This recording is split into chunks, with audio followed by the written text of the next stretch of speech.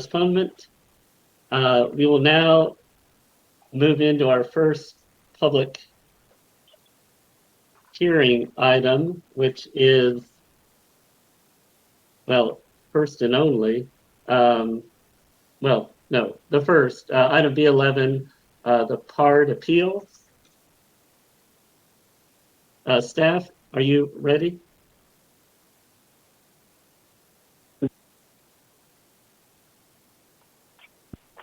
Hello, Commissioners. Scott Grantham with the Parks and Recreation Department. Can everyone hear me? Yes, I can hear you. Okay, great. So am I cleared to start my presentation? Yes, please do. Okay. Good evening, Commissioners. Just wanted to make sure that my presentation gets pulled up. The AV folks do a great job, and I'm sure they'll be able to find it. Yes, I can see the first page. Fantastic. I'll get started. So good evening, everyone.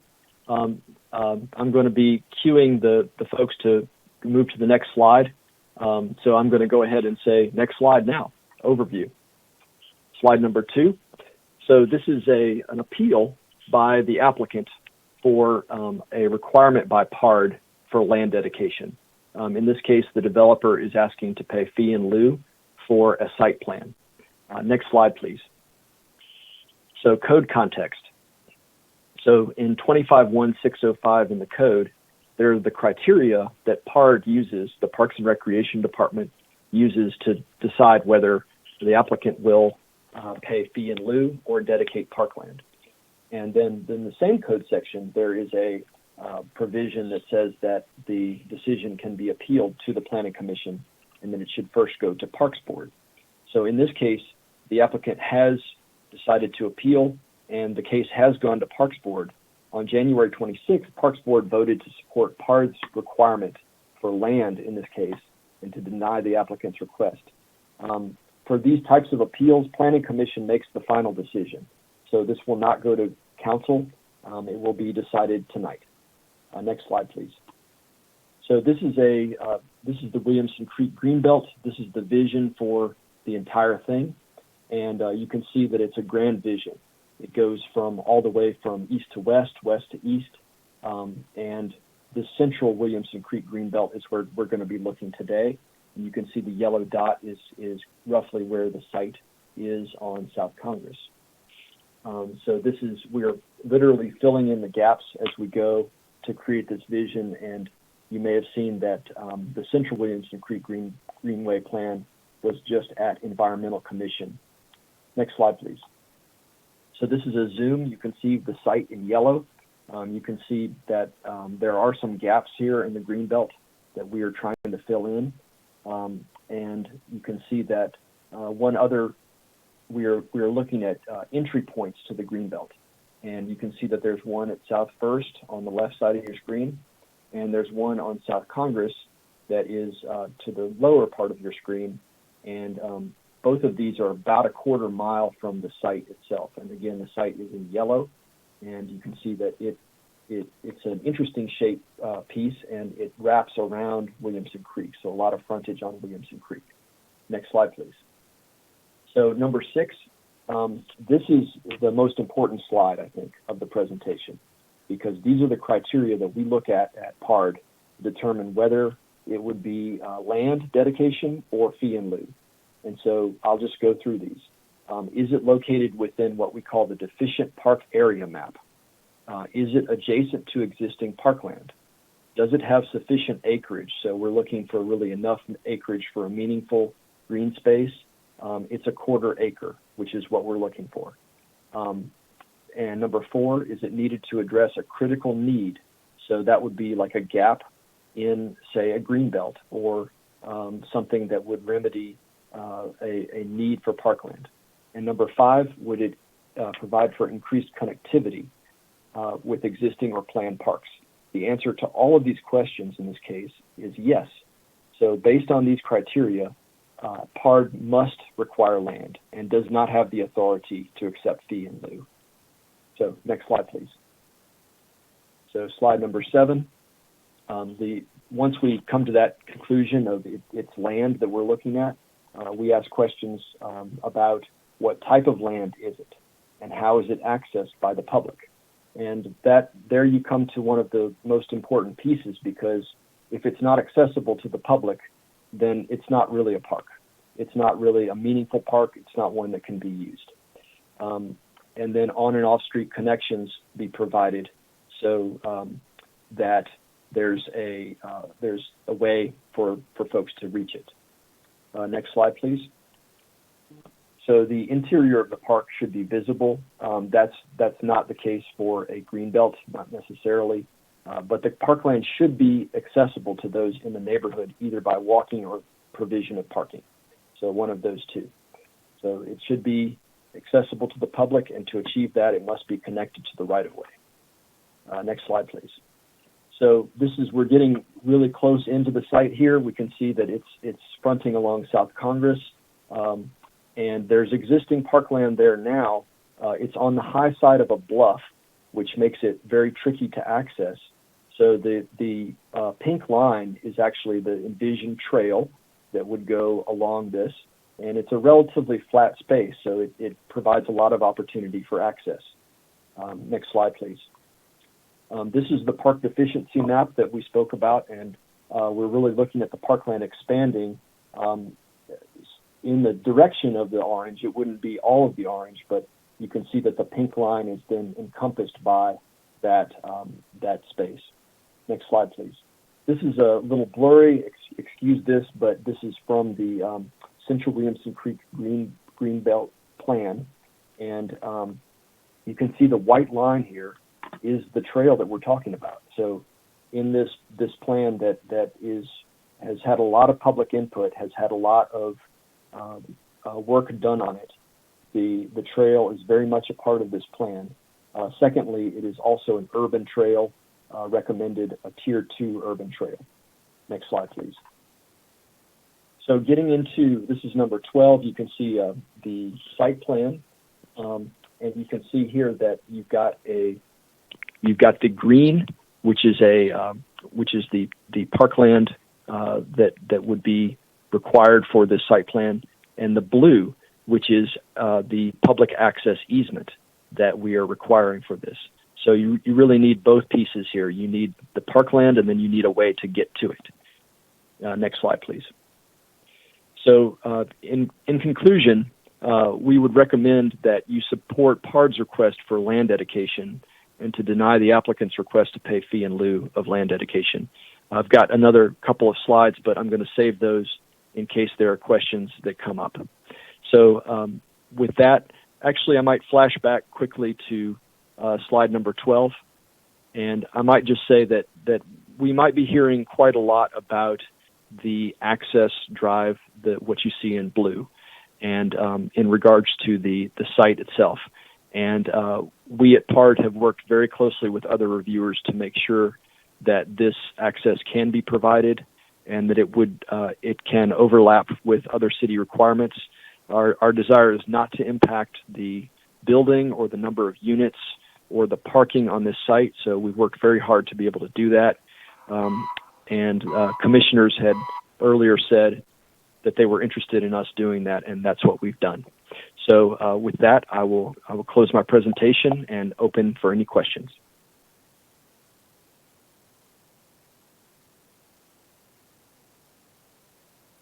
Okay. So let's see. We've got on item, we have the applicant, Mr. Mike McCone. Are you there? Star 6 to unmute.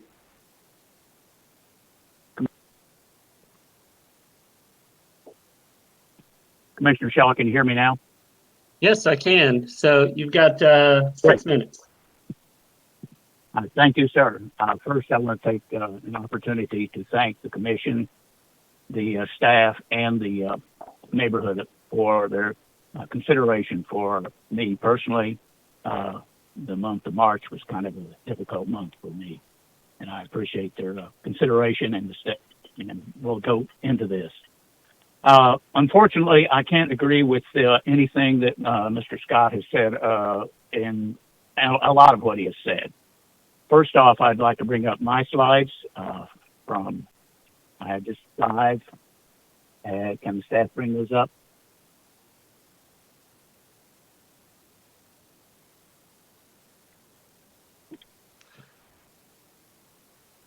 I'll let you know when I see it. Okay. It's a view from Sassney Lane to Ben White Boulevard up Congress Avenue. Okay. Staff, do you have that presentation? Chair Commissioner Liaison Andrew will pull out the slides. Just a minute, please. We have his time on hold. Thank you. Okay, thank you.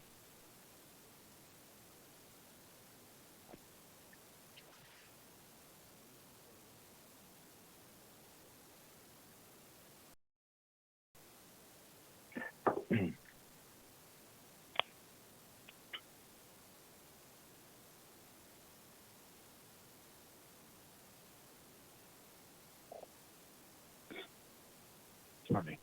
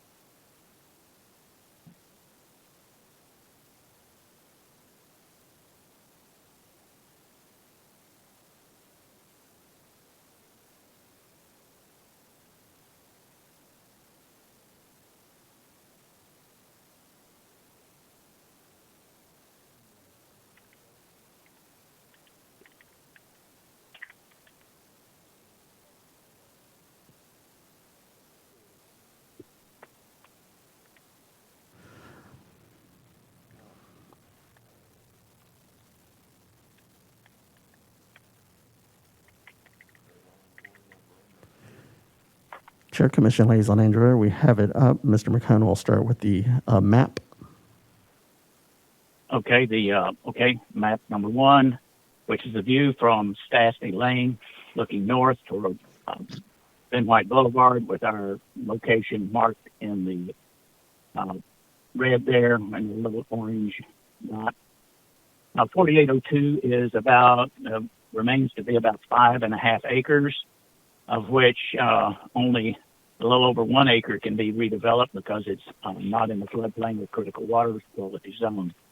As you can see, it runs behind a lot of the properties that face on Congress Avenue, which also presents some real challenges. This is going to be the orange line from down Congress Avenue. The entry point to the orange line will be Stanisney Lane, and about halfway between our site and the Ben White Boulevard in the preliminary plans. So we have a situation where the area is somewhat cut off. One thing I want to clarify real quickly is that we have no objection and have never objected to the dedication of parkland. We will be giving land to the city for the parks and sharing their vision. Our problem is with the access easement. You can see the green belt, how it runs around there. You can see where we are, and I don't think there's any question about wanting to have access to this park.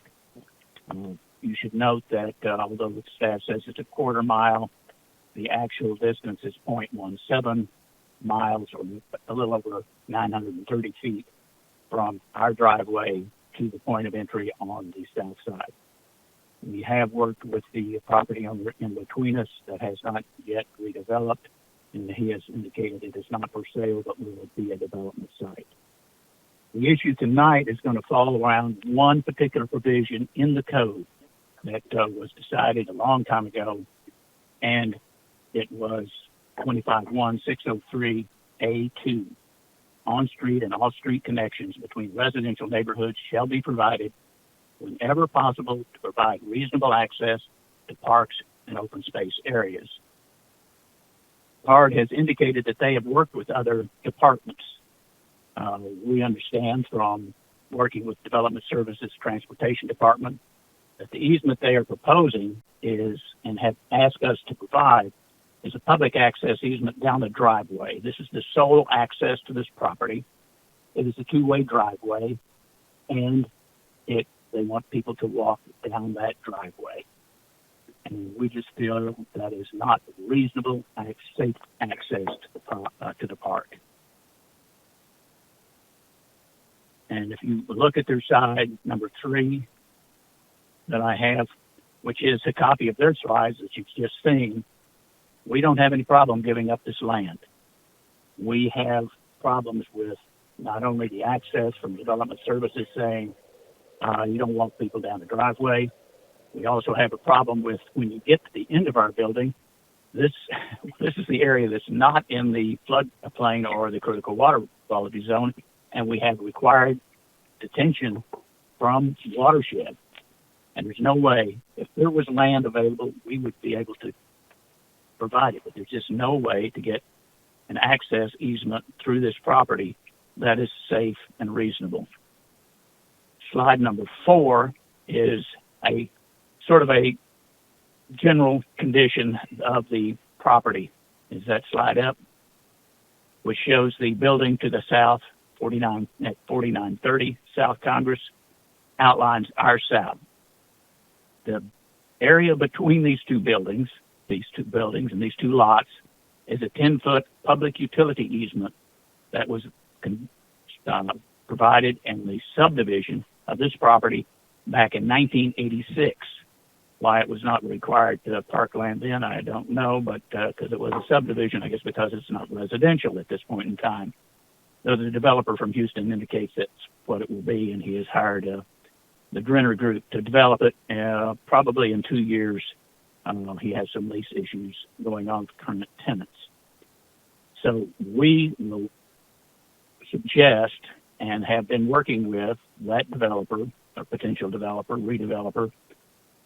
This whole property has a drainage easement across the back of it, and we have a drainage easement that will draining property from the north across our property because it's a natural flow of drainage. But to develop this public utility easement into a private access easement that will be 10 feet wide, and the next final slide that I'm going to show you is we are surveying this area now. We have done a conceptual plan for what a 10-foot easement would be, and it would come down the between the two properties and provide the great access and not have the problem of two-way walking down this driveway and probably having to swim through a detention pond to get to the park level. Thank you. Be happy to answer any questions. I have tons of information. Our next presenter will be our engineer, Michael Rivera, who's worked on this project since its inception.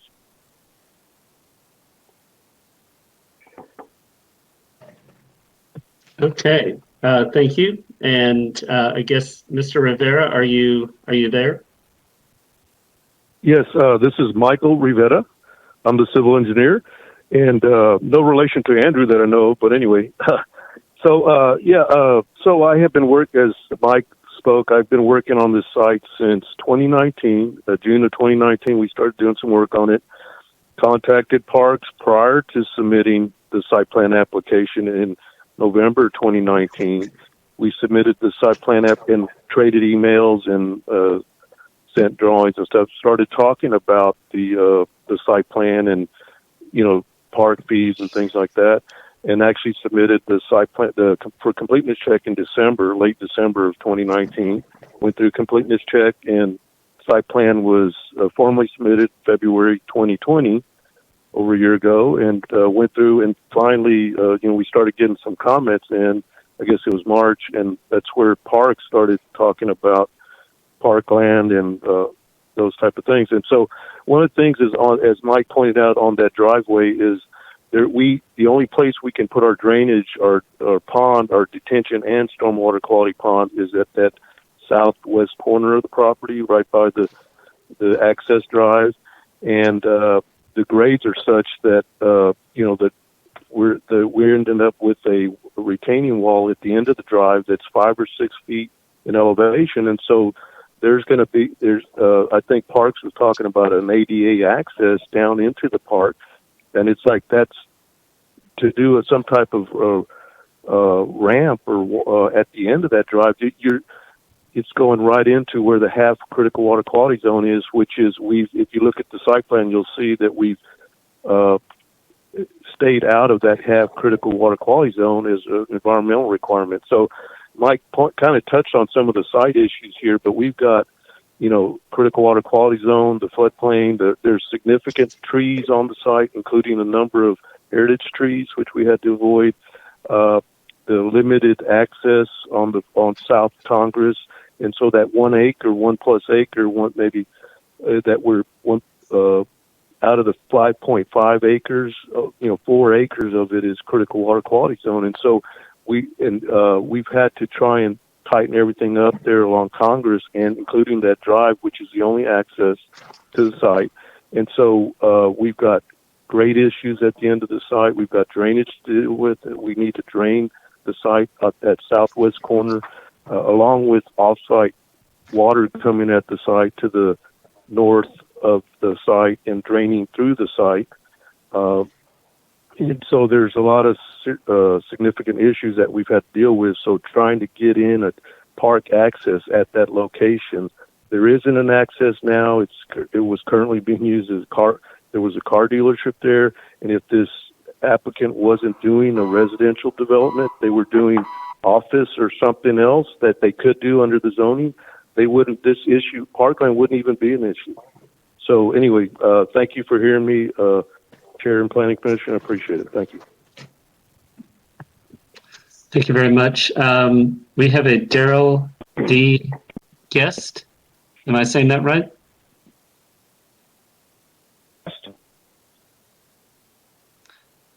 Did you want to speak? If so, you have 3 minutes. Yes. Again, Okay. My name is Daryl Guest. I'm a legal research assistant for Paul Moore, a local attorney. With him, I helped him prepare a legal analysis of the landowner's potential liability arising from the use by the general public of a public access easement down a 25-foot driveway fire lane on this property. It was a 5-page legal analysis. I'm simply going to summarize it. The analysis was required because at the January Parks and Recreation Board meeting, the board or the staff suggested that the Texas Recreational Use Statute would protect the landowner in this situation. We've looked at that statute. It's Chapter 75 of the Texas Civil Practice and Remedies Code. And while it does prevent some limitations to liability for the landowner, it doesn't do it in every case. So, for example, if someone is injured because of the gross negligence of the landlord, the landowner can be sued. The landowner still has duties under the common law to warn of dangerous conditions, to make the property safe, and to inspect the property for dangerous conditions. Some of the cases we looked at, and this letter, as I understand it, is part of the record, so you can read it in more detail later. But just to highlight a couple of the cases we looked at, there's a Texas Supreme Court case where a landowner who failed to warn or make safe a dangerous condition on the property was found to be liable for gross negligence, and that statute would not protect the landowner in that instance. One other case we looked at comes out of the city of Waco, or concerned the city of Waco. It involved a recreational user falling off a cliff on a piece of property, which, as I understand the topography of this lot along the creek, there are some bluffs or some small raised areas, so the case would apply. The court discussed that there was a duty of care, that the landowner should know about that condition and should have done something to alleviate that condition. How does all this apply to this case? Well, there are safer and more reasonable alternatives for parkland access. Forcing the public to walk in a driveway that is also a fire lane is an accident waiting to happen.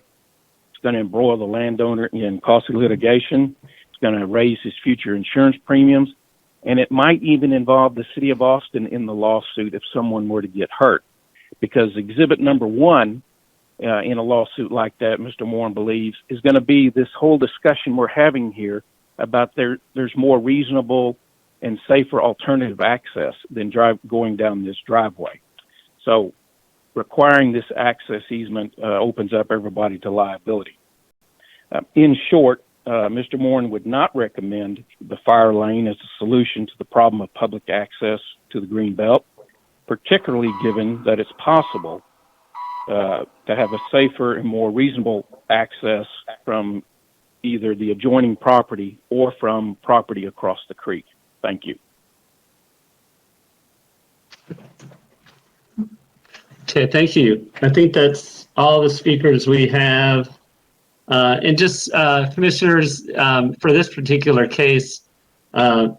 McCone is considered the appellant as opposed to the applicant. So just small detail there. And now we have speakers opposed, and starting, I have first on the list is Nicole Jocelyn as the primary speaker opposed.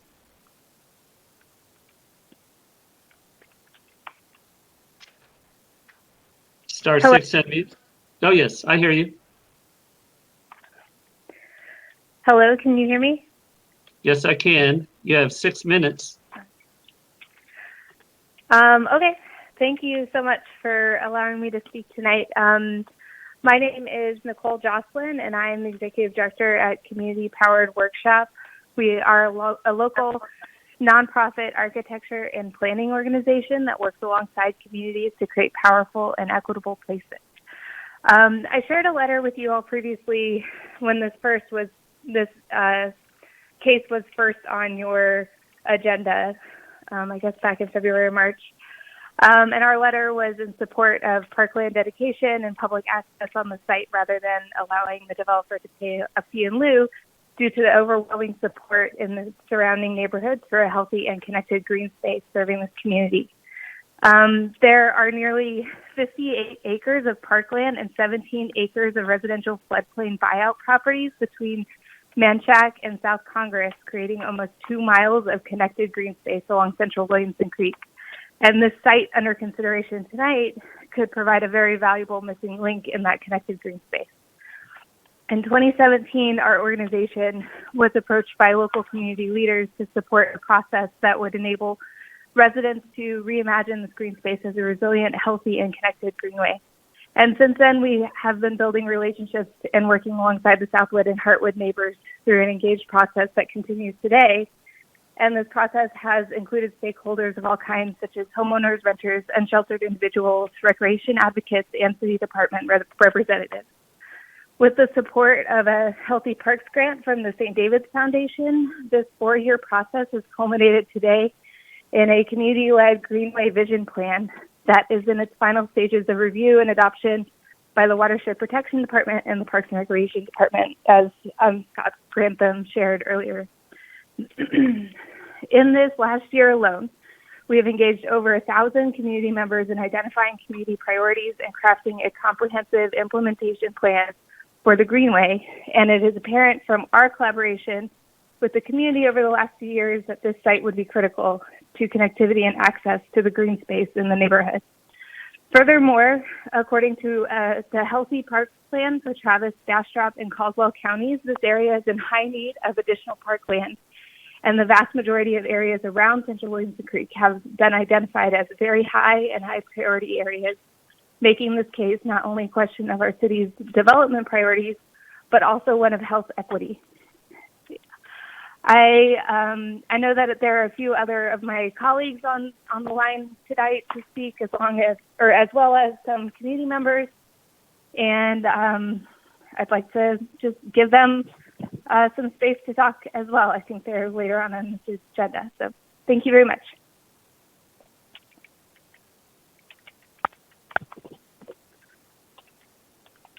Okay, thank you. Next speaker I have on my list is Siobhan Otero.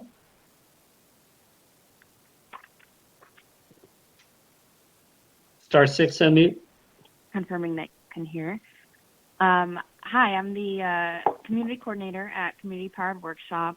Thank you, commissioners, for your service on the Planning Commission and for the opportunity to speak tonight. And I'd like to share a little more about the vision planning process that Nicole mentioned, over the last year, Community Powered Workshop has facilitated the convening of an 8-member community working group to bring local voices and perspectives to the table, along with the city working group of mostly representatives from Watershed Protection Department and Parks and Recreation Department.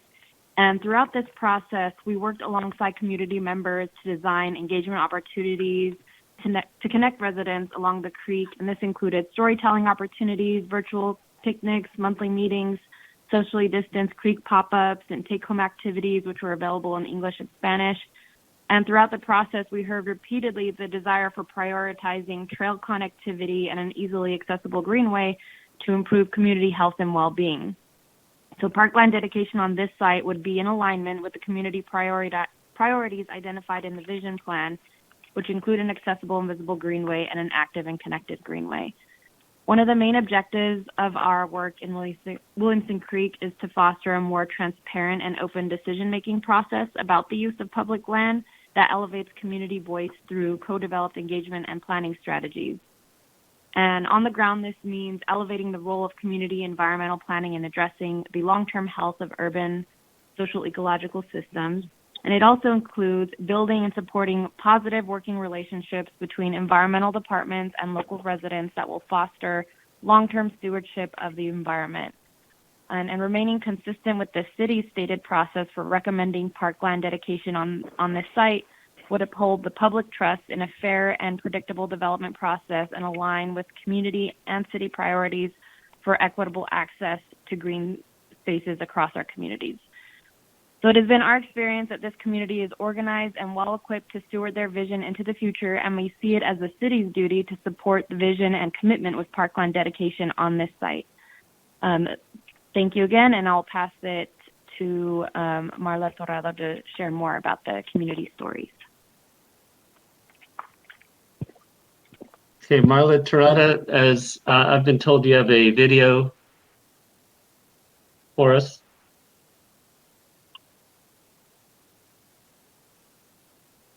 All right. Yes. Hello. My name is Marla Torrado. I'm the planning director at Community Power Workshop, and you've already heard from my colleagues Nicole and Siobhan about the community vision plan for this area and the role the site may play in achieving that vision with parkland dedication. And we would just like to take a few minutes to share a compilation of community stories about just how special this area is and how meaningful this green space is to the community. So we have a little animation to show you.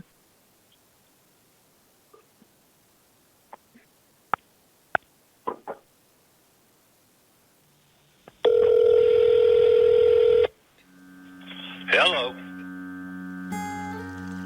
Well, I've been living on Williamson Creek for almost 40 years. I've always enjoyed birds. My father was a birder. My grandmother, she knew her birds. When I see something and I don't know what it is, I try to figure out what it is.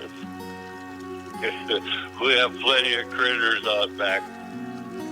Williamson Creek runs in a west to east direction, so essentially we have a highway for wildlife. It's like having a little park in the city, like a little state park in the middle of the city, you know. Behind my house, we fished down there as kids, where you could jump off the rocks into the water. We would dog paddle in the rapids when we had a good rain, and I'd be looking at my brother, his head sticking up, and I'd be, it was kind of fun. I lived in that creek as a child. All the kids on the block did. And pretty much starting directly after they put in the sewage system, Nard Creek completely died.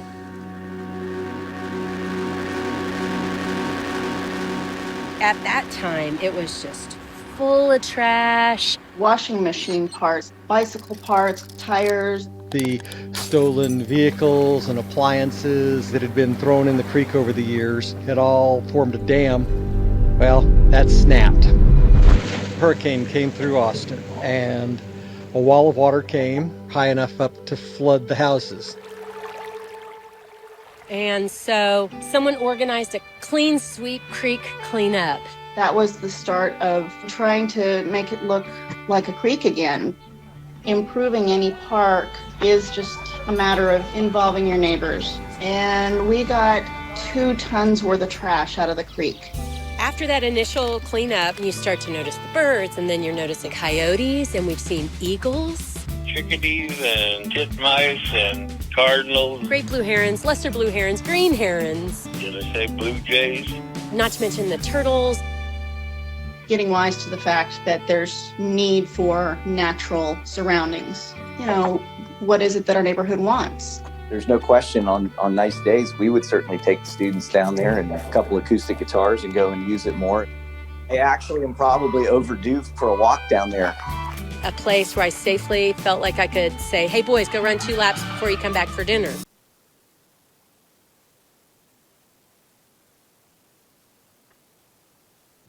Chair time expired. Okay. So we have next is Mario Cantu. You have 3 minutes. Star 6 to unmute.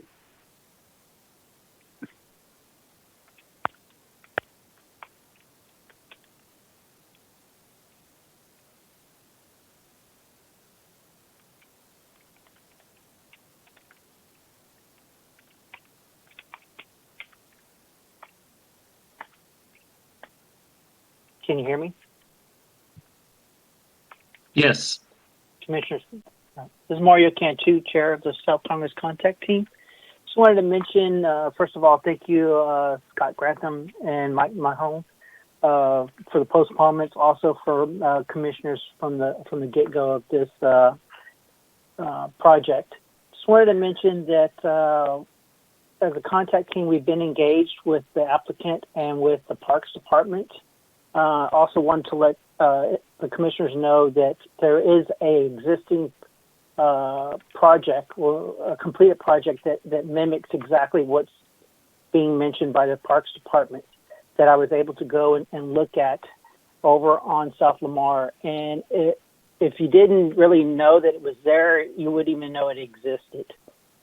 So I envision that it's going to be something very similar. It's going to be safe, and it's going to be easy access. The habitat that's back there, I feel that if it's eradicated, moved away, bulldozed, we're going to lose a lot of birds, a lot of different types of species back there. So that's one thing to consider.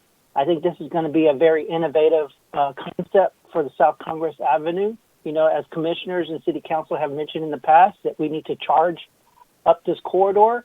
And I think if we want to charge up this corridor for innovation and for public access and for land that belongs to the people that want to have access to parks, this is going to be a very good way to show that we can give that to the public for their access to, and use for parks. And that I envision that it's going to be safe with the Parks Department interacting with the applicant and the property owner.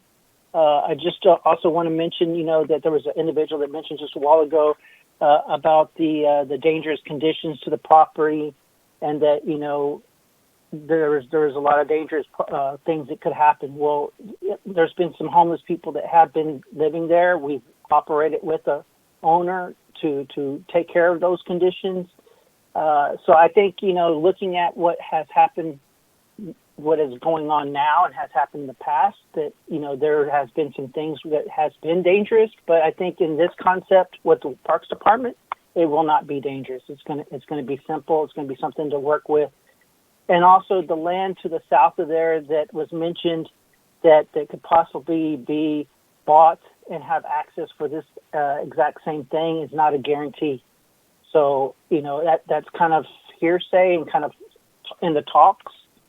And this is a guarantee that we can do. So we would like for you to deny the appeal, and so that we can carry on with public access and public parks within the city of Austin. Thank you.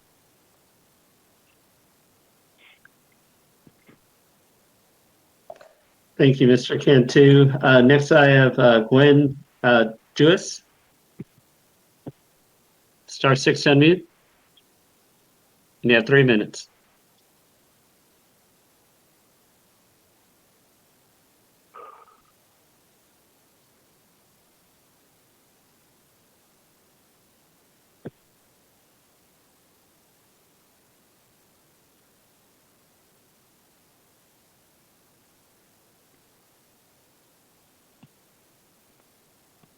Gwen Jewis, are you there?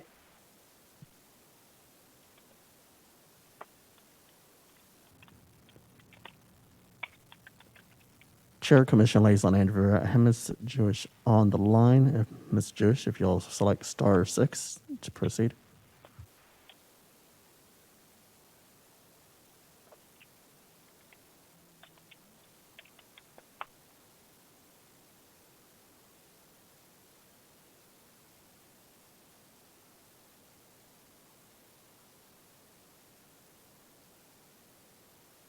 Should we go on to Ms. Mullen and come back?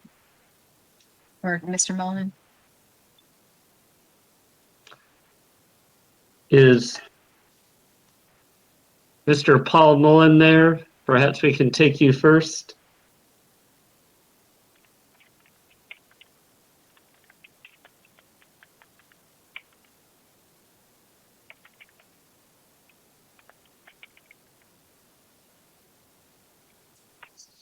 You may not be on the line.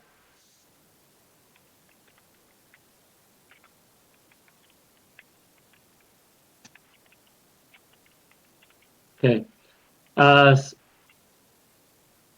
right, let's just give it. Hello. Chair Commission Liaison Andrew, I don't believe I have Mr. Mullen on the line. Ms. Jewish, if you're having issues, if you'll call back in.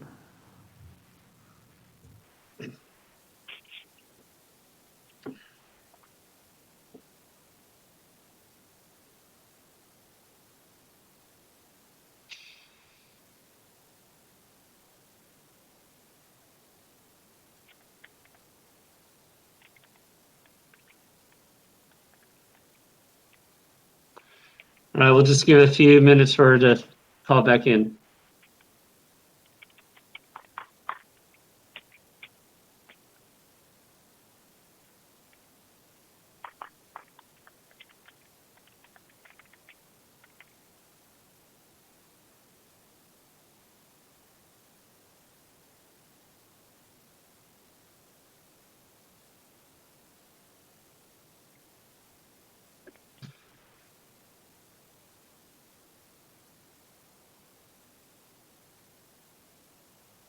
Hello, *6 unmute. Gwen Jewis, are you there? She's just calling back in. I'll take a minute for her to be entered into the room. Ms. Jewish, you should be able to speak now if you'll select *6.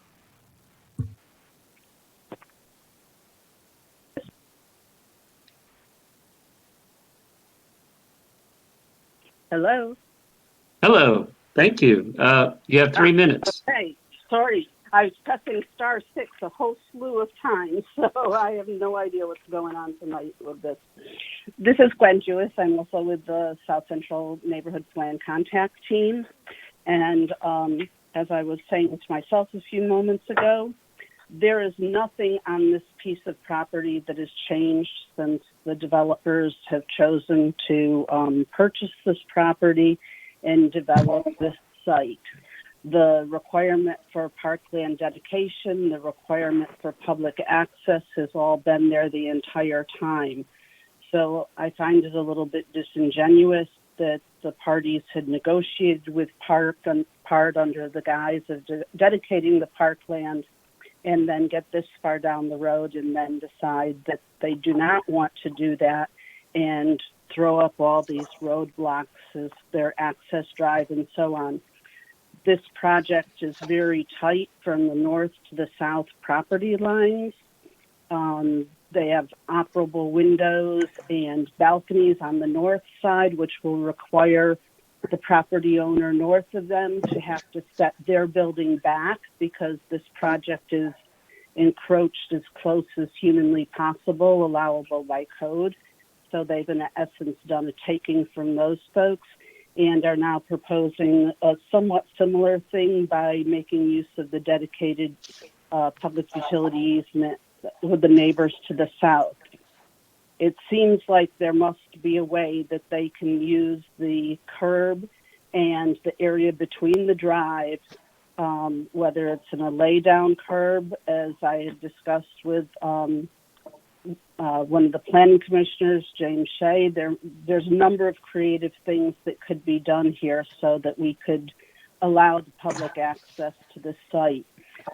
There's a number of new people moving into the South Congress area, and we just have a dearth of parkland. There is Battle Bend Park nearby, but of course that's good if you're a basketball player or if you're a toddler. It's not geared towards anyone else in the neighborhood, so it doesn't satisfy that craving for being grounding and out in natural space.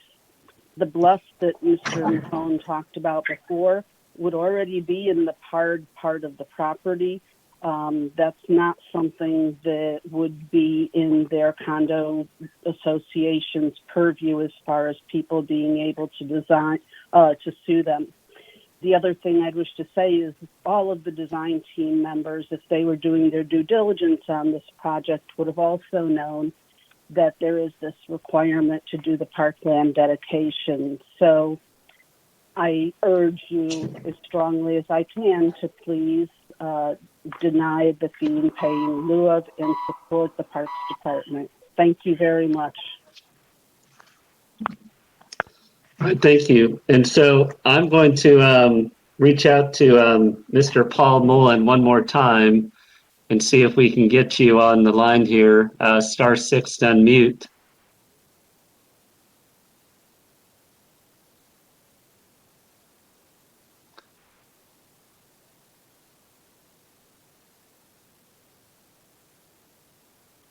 Okay, I think we've given it a good shot. Do I have a motion to close the public hearing? Commissioner Shea, seconded by Commissioner Schneider. Let's go ahead and let's close the hearing. Oh, you know what? Roll that back, folks. I think we need a from the applicant side. Yes, we forgot for the applicant. You have 3 minutes for rebuttal. The appellant, I'm sorry. You have 3 minutes, Mr. McCone, for your rebuttal. All right. Can you hear me? Yes, I can. Thank you very much. I appreciate all the neighbors. I think there's a little bit of confusion about what we are proposing. Back in 1977, this whole greenbelt started when the previous owner, Harriet Goodnight, gave 2.4 acres along this bluff as a gift to the city of Austin and received a nice commendation for it. We do not object to the addition of land that is set forth, about 1.8 acres. Our problem is that it is just physically impossible to come down the driveway and make the leap into the park with any other way, because that's the only place we have on the site to have the detention pond that is required not only for our property, but also for a easement that runs from the property that we blocked from the greenbelt with a drainage easement. Additionally, the city of Austin has done they have a lot of parkland just to the south of the neighborhood to the east. The Battle Bend Park is the Williamson Creek Greenbelt is extended all that way. We are not the gap. That gap is filled, however, with the property that is on Heartwood Drive. This whole Fairview neighborhood is in the large portion of it is in the floodplain, and already 28 properties have been bought by the city of Austin that are being cleared, and this will also be parkland. So we're very much in support of the parks and the parkland, and we'll donate the land. It's just our problem is we physically cannot build a project, 125 condominium units that are already pre-sold. And we've got to get a situation where we can build that, and we will be happy to work with utilizing the PUE. It's already a public utility easement, and had parks been aggressive at all, they could have put a PAE down this PUE in 1986 when it was platted.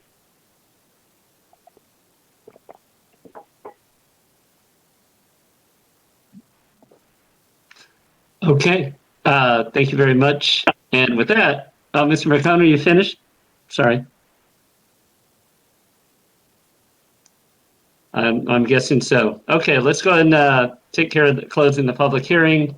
To have a motion, okay, we'll go and all right, that's unanimous.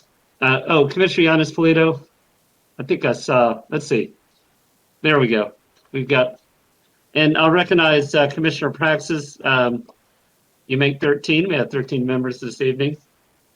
So with that, commissioners, it's time for, we now go after hearing those for and against, we move into the Q&A. We have 8 slots, 5 minutes each for commissioners to ask questions. So who wants to go first? Commissioner Shea. Okay, I'll just dive into it. But first, I want to thank really the community for jumping in and engaging in the process. Oftentimes, this happens and people are like, "Oh no, I don't know what happened." So appreciate everybody jumping in. Now, I'm trying to understand what happened here because typically, like when I'm doing developments, one of the first things I do is figure out what in the world is parkland going to require from connectivity as well as parkland dedication. So it sounds like that they knew. So staff, was that when they started, did they know that they needed to provide connectivity? So staff, can you answer that real quick? And then the other question I have right after that is going to be more about the liabilities that are presented, because at this point now we have overlap of uses, and the overlap of uses. How do we mitigate? Under the Texas recreation use, I mean, it sounds like that there's some holes in that. And how, with the staff saying that they looked into it, how are you mitigating this liability to the landowner? So those two things. Did they know about the connectivity? Number 2 is, how are you guys mitigating, or how are you guys answering as far as for their research, as far as for their liability? Thank you, Commissioner Shea. Can you hear me? Yes. Okay, great. So first part of your question, did they know? Yes, they did. We had informal discussions with them last part of 2019 going into early 2020. And in the first update, 0, the first comment PR1, the parkland must be provided to the rear of the site along Williamson Creek and access provided from South Congress. So they knew very early in the process. Second part of your question regarding the overlap and the placement of the easements. And I would just ask that my presentation be pulled up again, and we could go to the last slide in the presentation, number 16. So basically, we have looked at, we were aware that we would be dealing with several things being in close proximity to one another. And so we wanted to be careful and work with the transportation department and also the fire department to make sure that all of these things would work together.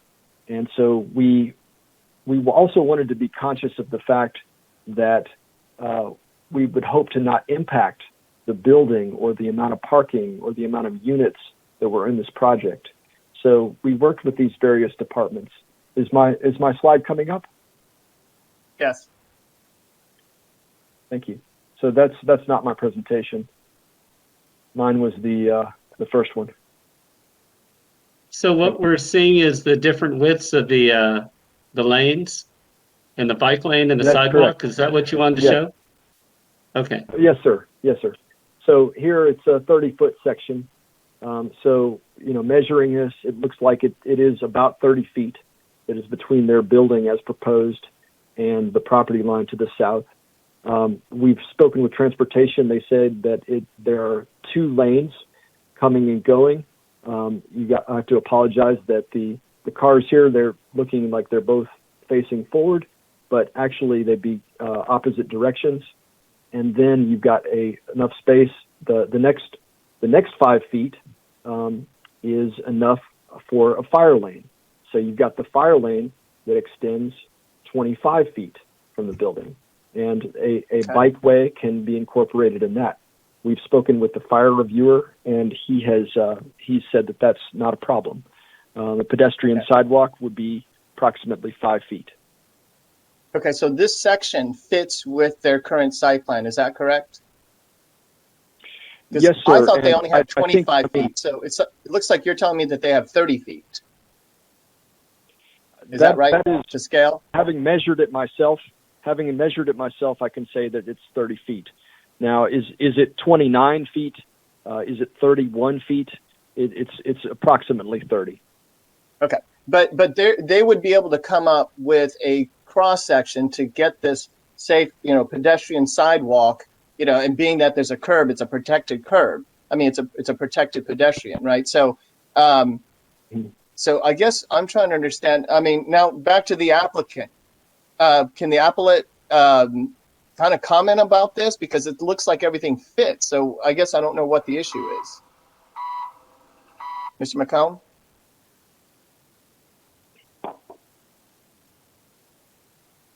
You may also ask Mr. Rivera. Okay, or Mr. Rivera. I mean, otherwise, if there's an issue, I have a whole bunch of other ideas we can come up with, but it kind of goes into some legal approaches to real estate. Mr. McCone or Mr. Rivera, can you comment about this section? So, hey, yeah, this is Commissioner Okay. Shea, we're out of time for you. Does somebody else want to pick up the question? Commissioner Hempel, Vice Chair Hempel? Yes, I'll just continue with Commissioner Shea's line of question about hearing from the appellant. Okay, so this is Michael Rivera. Yeah, I would say we have that kind of width in part of the site, but if you go up along closer into the like to the front where the front of the building is, that we do not have 30 feet of width in there. So I would dispute that we have that much room. We have 25 feet, and it gets very, we have, if you look at the site plan, we have the curb, we have a 25-foot wide drive right now, and it's only 1 foot off the property line. And then you'll see that we have a small landscape area along the between the building and the parking, but it's very narrow, and it's kind of it's an odd shape, but it gets very narrow because we have to do like a kind of an S curve to get out to the driveway. There's an existing billboard that we have to avoid that we're contractually obligated to keep. And I'd also like to say that Scott, I really appreciate working with Scott, but Scott, you were a little off on we communicated in late 2019, but we didn't have our virtual meetings until the summer of 2020. The first time I heard about anything about access was when the comments first came out in the March issue, and it's just, it's under PR1, but it's like, access or something. So we started communicating about that, but that was in 2020, last year. It wasn't in 2019 when we first started talking about it. We were talking about fees and stuff like that. So I appreciate you working with me, but I don't think you have some of that information correct in terms of when we started talking about all this, in terms of access and what the parks would require. So, okay. Any more questions from Vice Chair Hempel? No, the questions I wrote down, they've been answering them on the way. So someone can go next. Okay. I was going to ask, as they're going over this, can we have staff pull up the drawing so we can see the visual that we're getting from each, the denial and the appellate? It would be helpful. Yeah, you want to see kind of the overall site plan with the parkland and the access? Yeah, there were a couple that would be helpful to, not that, but the aerial view of the site that kind of shows what we're working with. And I believe the appellate also had one where they were showing detention pond and some of the other things there. So that's helpful. So if you can, commissioners, just request the slide you want to see with your question. So Commissioner Muchtaller, do you have a question at this time? No, I'm still Okay. trying to understand where the All right. difficulty is in doing. Okay, so let's, now I can't see, I can only see commission. There we go. Thank you. We'll have to bring it back up later. Commissioner Cox, I think I saw your hand. Yeah, I'm less concerned about that 30-foot section that staff came up with. It seems to make sense, but I also understand the applicant's concern about space issues, and honestly, people are going to walk wherever they want to walk. If they're going to walk on the driveway, if that's the space that's given to them, so I'm less concerned about that. I'm more concerned about challenges with the interaction between the detention pond and the Texas accessibility standards. I can't tell what the topography looks like, but has PARD looked at that, and do they foresee any issues with trying to connect bicycle and sidewalks down to the trail, considering the topography, the detention pond, and the accessibility standards? That'd be a question for staff. Thank you, Commissioner. Can you hear me? Yes. Can you hear me? Yes. Yes. Okay. Well, now we can't hear you.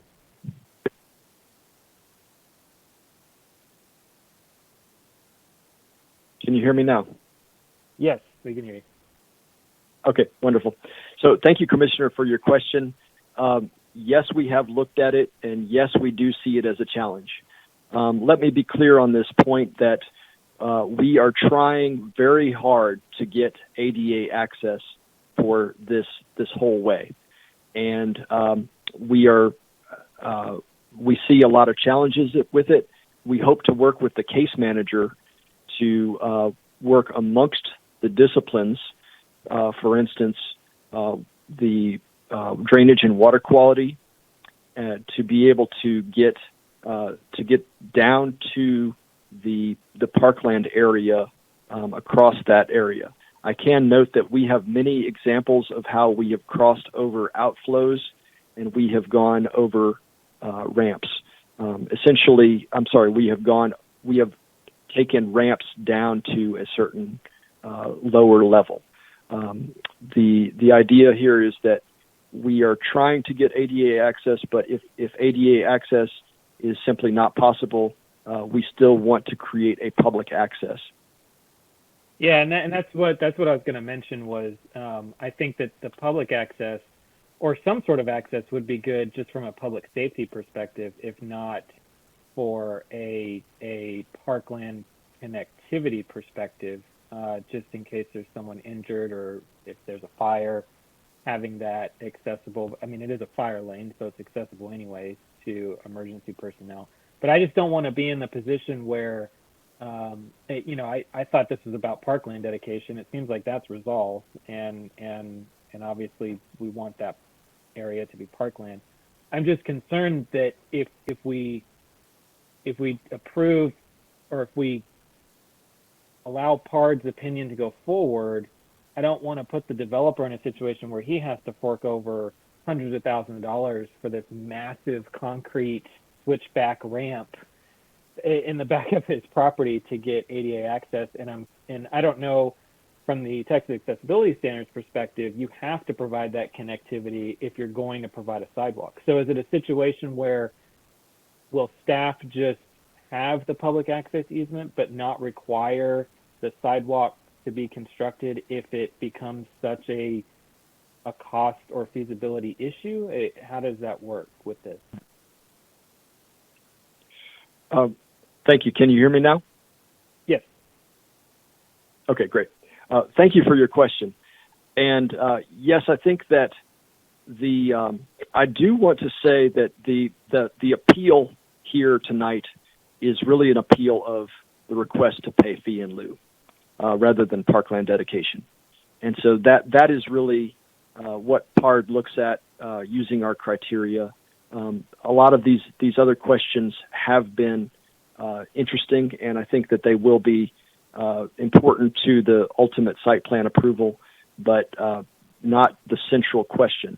In terms of, if I understand it correctly, it's would we require a an ADA connection to get to parkland. And I think that we do not have it in the code currently to say that all trails need to be ADA accessible and all ways need to be ADA accessible. We try our very best to make an ADA connection to parkland, and so in this case, we would be working with the case manager and other reviewers to try to build that connection in, and it also would not be something that would prevent this site plan from being approved by code. Did that answer your question? Question, Commissioner or Chairman Shaw? I don't know what my time is. You're muted.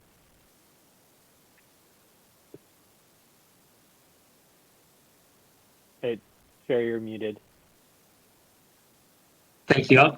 Sorry about that. I'm going to go and take the fourth question here, but I'll lead off with just what was provided to the commissioners.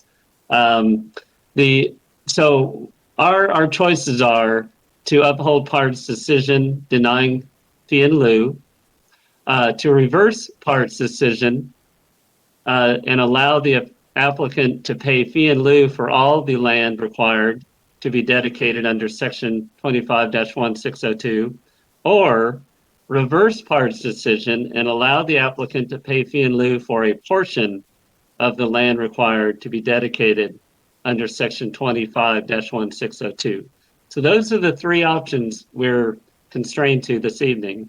And so my question is for staff, is the access way, is that part of the land that's considered in the fee in lieu equation? And if we were to remove the access on their property and still allow for the remainder of the parkland to be dedicated, that appears to be one of the options we have this evening. Is that correct? Thank you, Commissioner. Can you hear me? Yes. Okay, wonderful. So my understanding is that that is not an option that you would have.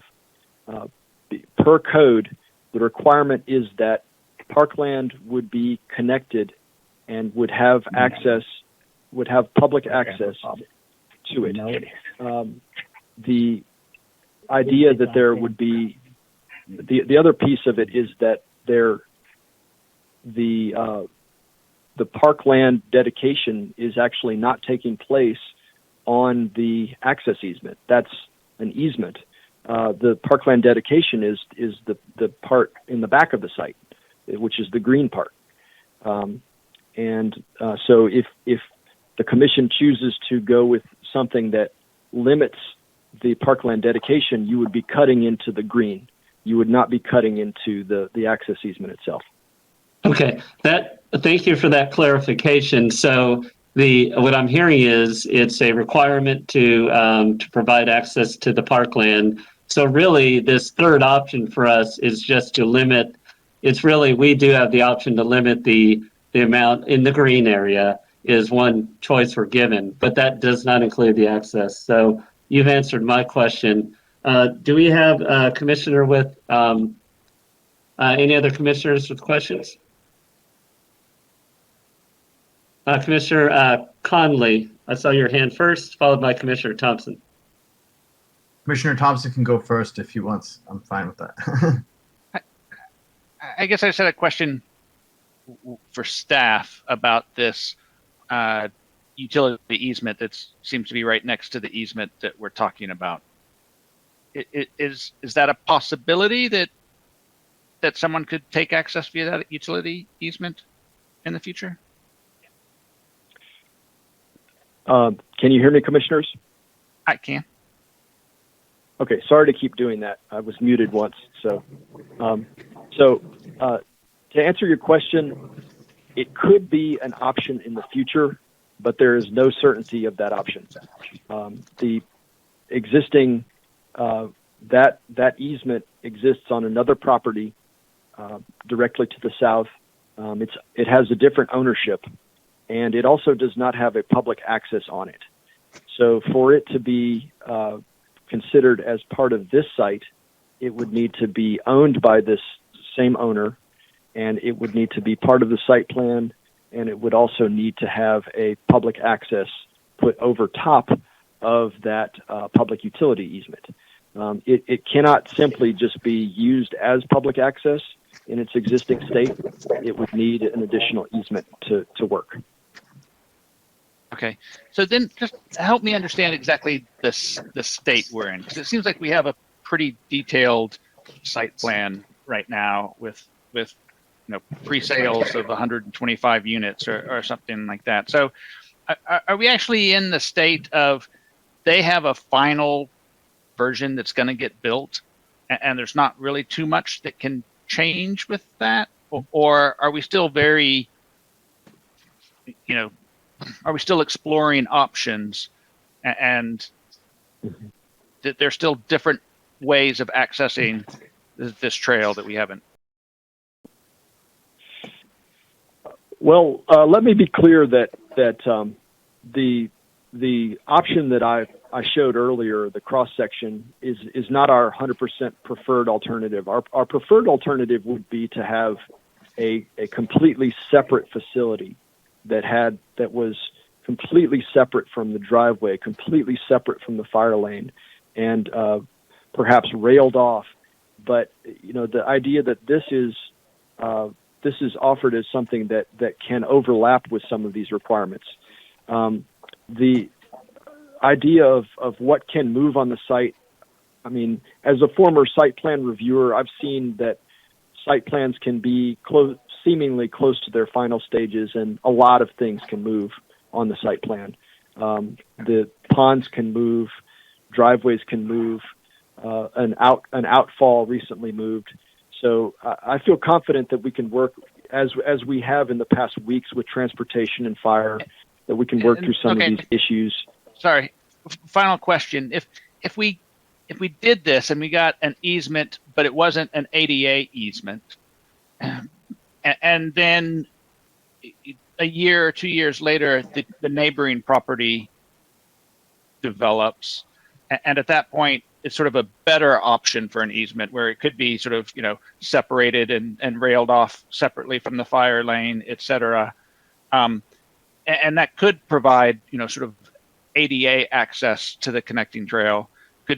Would Park want to do that at that point and then just sort of, forget about the easement that we already have?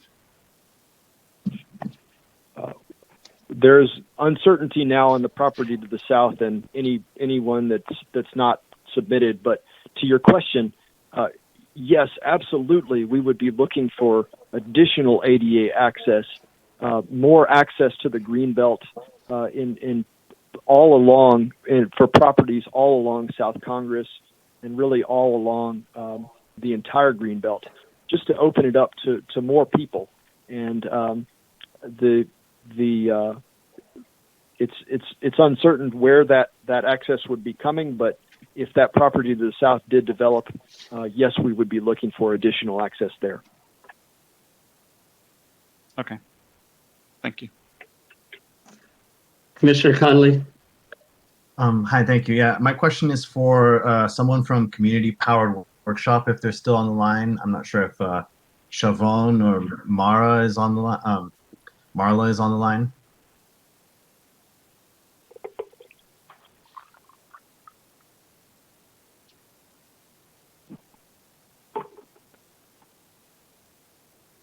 They might not be on the line anymore. Yeah, let's get Mr. Rivera. Do you know if we have any of the Mr. Tirado, Mrs. Tirado, or Mrs. Otero still there? Chair Commissioner Yes. Muslin. Yep. Hi. This is Nicole Jocelyn from Community Powered Workshop. I'm here. That's Hi, Nicole. Nicole, thank you so much for the presentation you guys did, highlighting stories from the folks in the neighborhood and the work you guys did engaging with them. I was wondering if you could talk a little bit more about your process around engaging with the neighborhood around this. how many people were part of that, and if you could just talk a little bit more about what some people felt and thought about this trail access. Yeah, sure. We've obviously had to shift a lot of our community engagement plans through 2020, but we have been able to host a series of virtual community meetings. We have also opened up an online platform to receive input and feedback from community members on specific improvements they'd like to see along the Greenway, and went through a whole public voting process where community members could kind of submit ideas and vote up and down those ideas, and those ideas were directly transferred into the vision plan. We've had a series of meetings where residents are invited to provide feedback on the draft vision plan, and we have gone through the process and then are set to submit to the Parks Board at the end of May for their consideration. So I don't have all of the numbers off the top of my head for the individuals that were engaged through each of those platforms, but we have received thousands of comments from community members about what they'd like to see along the Greenway, and I am not aware of any comments that don't want to see a connected and active green space. People have different visions for what that might look like, and we hope that we've sort of helped to shape a process where those visions can come together in this plan. But we've been working with a group of community residents through a community working group that was recruited at the beginning of this process, and also a companion working group from the city with various city departments involved in the management of this land. So we feel like it's been a pretty comprehensive engagement process, and although we haven't specifically talked about this site in a public meeting, there is overwhelming support for connectivity across the Greenway and public access to this green space. Thank you so much. Yeah. That's it. Right, commissioners with questions? Do you have anybody else? Commissioner Schneider. Just to follow up on Commissioner Thompson's question, let's say that the appellant and the developer of the property to the south figure out a way to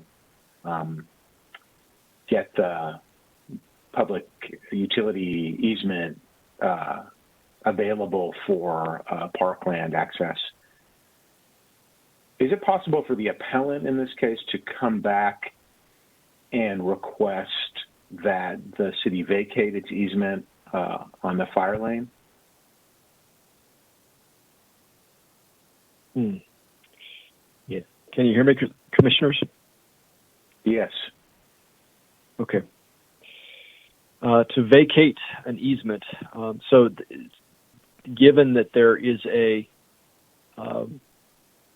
think that they can request to vacate an easement. The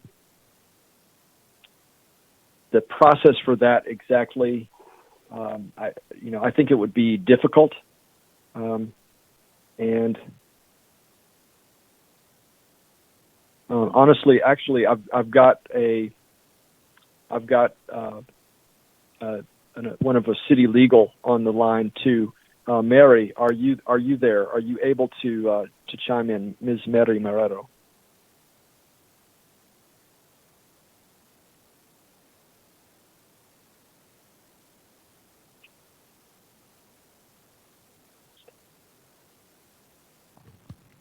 Ms. Marrero, if you'll select *6.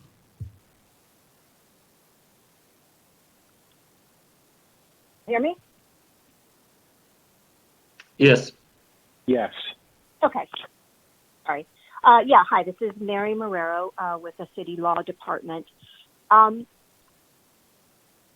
So I have to be honest, this is a question that's a little bit outside of my area of expertise.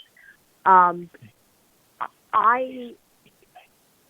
am not aware of a reason why the public access easement couldn't be vacated if PARD were presented with a satisfactory alternative, through this land to the south. I am not aware of a legal reason why you couldn't do that.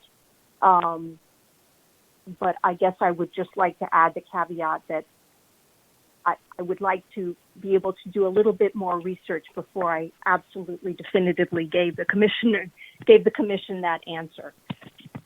If that is something that you would like me to look into so that I can speak more confidently about my answer. That's fair enough. I expect that we'll make a decision on this tonight, but I know we've had other vacation requests that we've approved. And I guess one difficulty with denying the decision of PARD would be that it removes any incentive for the appellant to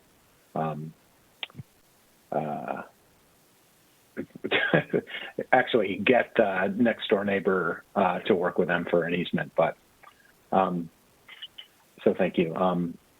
I don't know, Mr. Grantham, in the backup that we got ahead of time, there were several examples of cases that were similar to these, and it sounded like some were happening now. Do you have anything that you would like to add that would be helpful for us to help understand this case? Or are you running into similar problems with those, or are concerns about liability so prominent?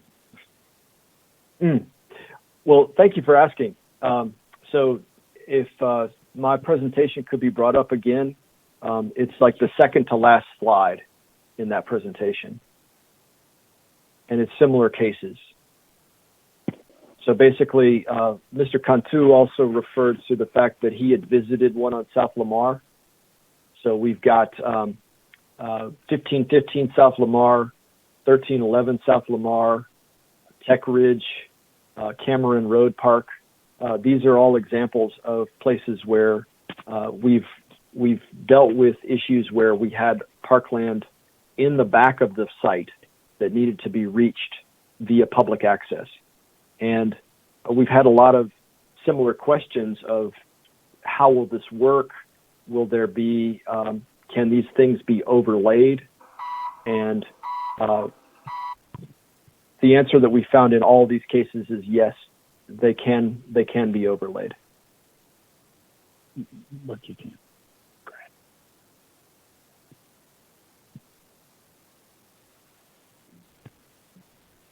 Okay, and any comment, I assume you're not hearing from them about these liability concerns? So I have to be honest, liability is a word we've heard a few times, and basically it is not part of the code. It is not something that we review for. It is not a criteria that we use. And the idea that I think it's one that just kind of comes up, and it's something that we have asked about, and our main concern is really being able for the public to reach the park through an easement. And the idea that we've got existing easements that go throughout the city. So really, there are many, and Mr. Cantu did refer to it briefly, that most of the time you would have no idea that these easements are there. People use them. They serve their purposes, but it's not something where somebody that they're causing a major liability issue in the city as it stands. Okay, let's go ahead. We're out of time for that question. We have one more slot if a commissioner wishes to ask a question. Commissioner Mischtaler.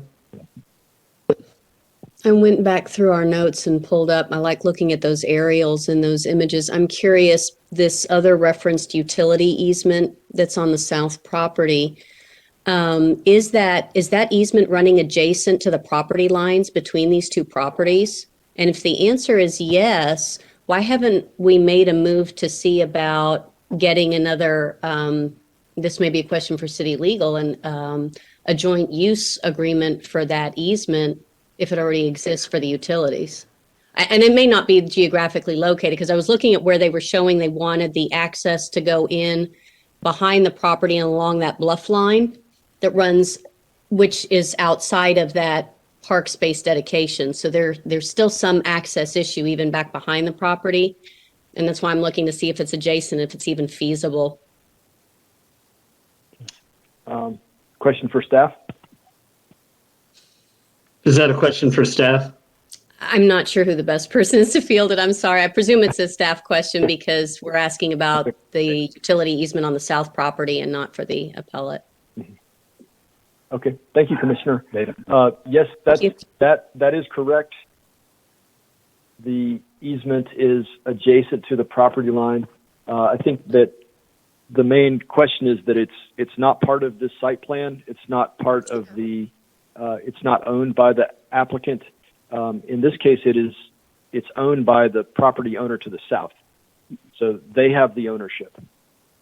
Yes, but there's already an existing easement there for utilities. And we're talking about multiple uses for an easement.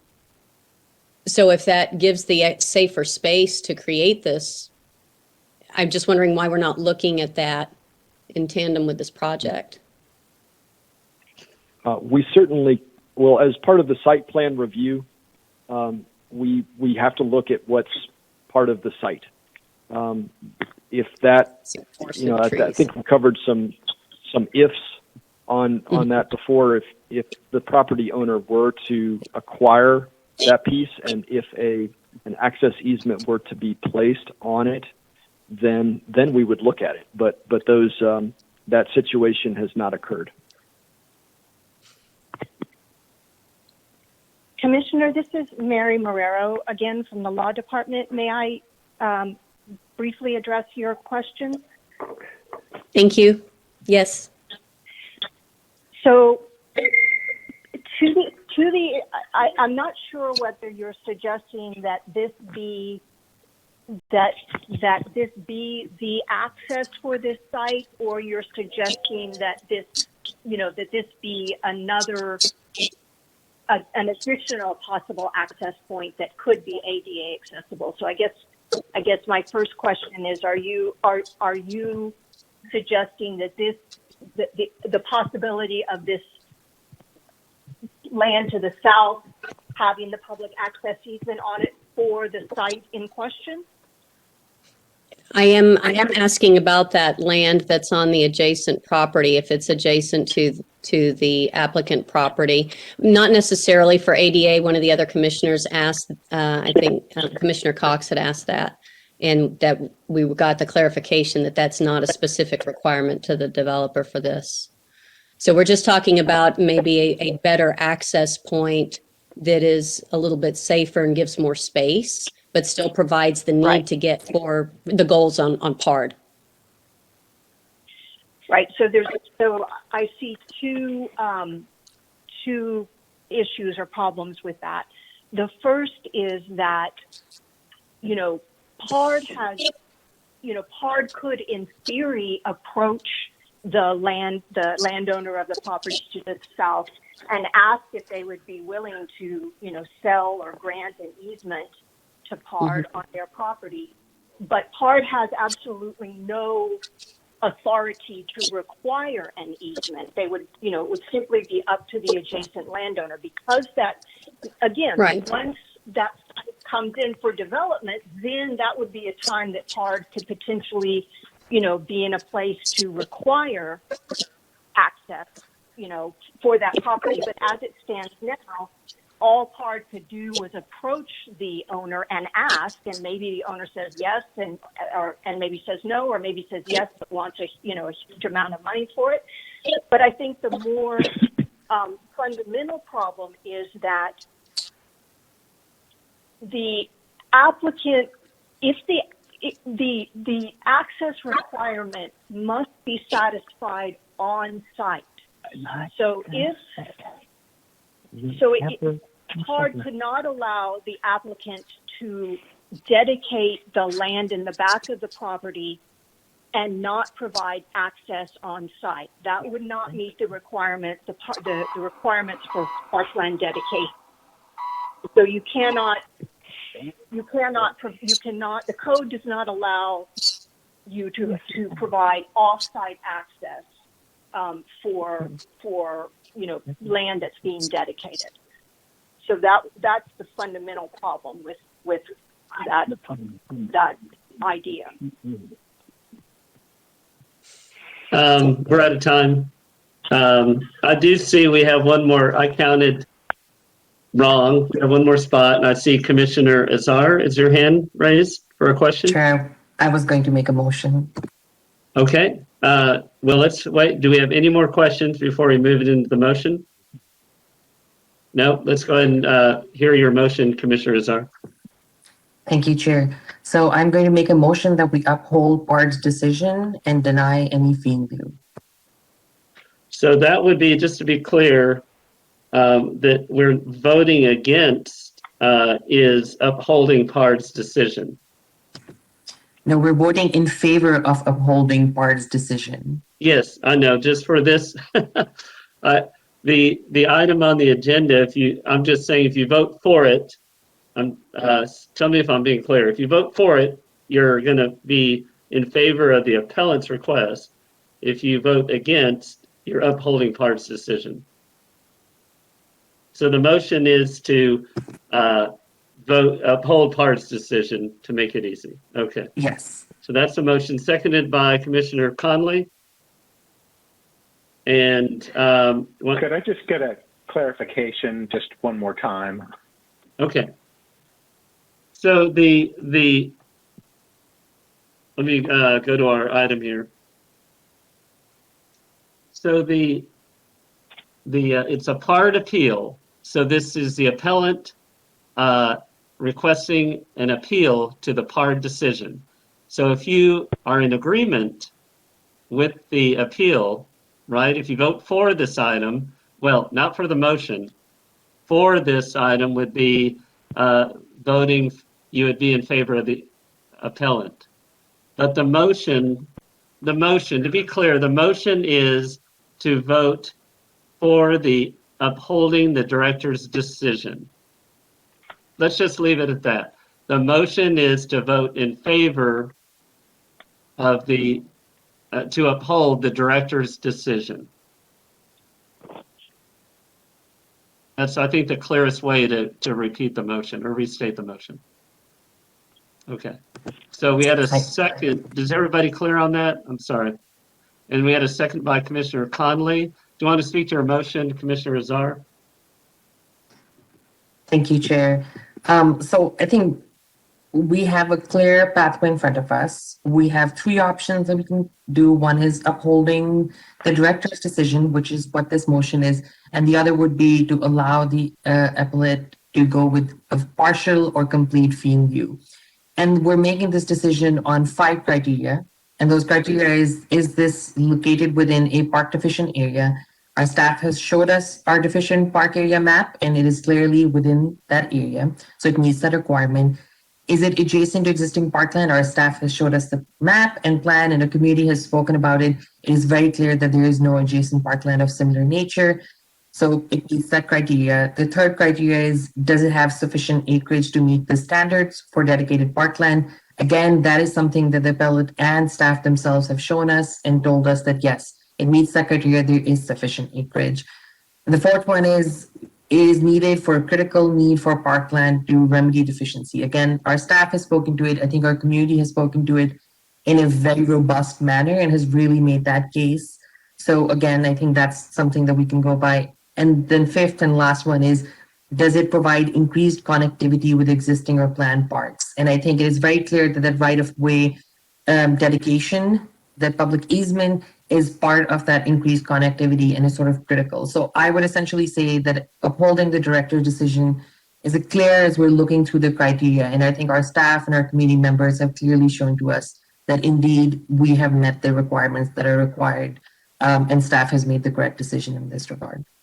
And the last thing I would say is I just want to thank our Parks Department and our committee members and Community Powered Workshop for their diligence in making the case for this. Okay, do we have any commissioners speaking against? You have 3 minutes. Commissioner speaking for? Commissioner Shea? So, it's, on something like this, it seems like our hands are pretty much tied, that, it spells out exactly what we're able to do here. But I think there's this problem we have right now with our code, because, we've all been trying to reach for some type of innovation of being able to use, like, for instance, like that, the easement on the neighbor's yard, right? I mean, they can't do anything with it. It's a utility easement, right? And then now we're also looking for additional space because we need ADA access. And if we think about it, like one of the commissioners, our new commissioners mentioned, a joint use agreement could give us more space, make it even a better public access, and even maybe make it safer on everybody's side. Yet right now we're stuck and we have to make this decision based upon what I look at is lack of planning for the area.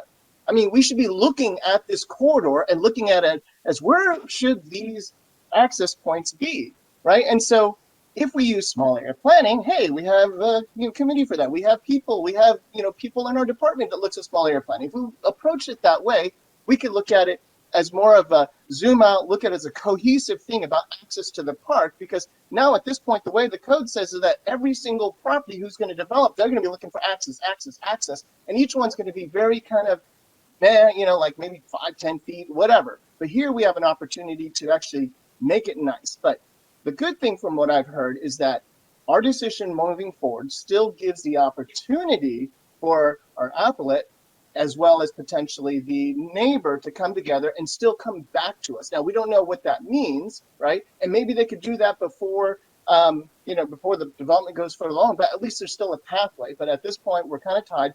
But our code, again, and I'll say it again, our code lacks the opportunity for innovation. And there's a way to do it, yet we don't have it. So anyway, so hopefully going forward from here that, we'll look at it more as a planning exercise and move forward in a more logical way. So anyway, that's my take. So I like that was for me, it's a really good pitch for being on the small area planning joint committee too. So anyway, let's, do we have any members speaking against this item? Commissioner Cox, I think saw your hand. It's more of a neutral comment. I just want to make it, I guess, put it on the record that I'm going to vote to uphold PARD's decision because I think parkland dedication is extremely important, and they've made the best case they could probably make for parkland dedication in this area, and the community did so as well. But I agree with everything Commissioner Shea says about the issues and specifically how it relates here, because this access sucks. I mean, it's just a fact. And so we're trying to squeeze this sidewalk and bike lane where it really doesn't fit. It's not going to be a desirable place to be, because if I think that's a dumpster right there, and then we've got a detention pond, and then we've got a billboard in the way. And so I just hope that staff uses very reasonable flexibility on how to meet the intent of the code without making the code turn this into some really strange mutilated monster. So that's all I wanted to say, but I will vote to uphold the parkland dedication. Okay, any more commissioners for it again? Commissioner Vice Chair Hempel, see your hand. Yeah, just one brief point that I don't think has been made yet is I heard tonight, well, there's a connection that's further down the road or one that might come in the future, and they can handle the connection. But what I want to make a point about is that there can't be too many connections to this open space. So even if there is a future connection on the point to the south and then another one, 200 feet up, that's great. That's even better for access for people to this green belt. So I will be voting to uphold PAR's decision. Okay, Commissioner speaking against. Do I have any more? All right. So the motion before us is to uphold PAR's decision, which is staff recommendation. Let's go ahead and vote on this item. Show me your green items for green first, and I'll count.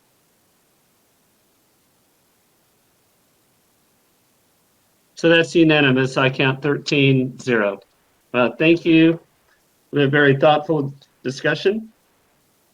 And now, let me get my bearings here. We agreed earlier to hear staff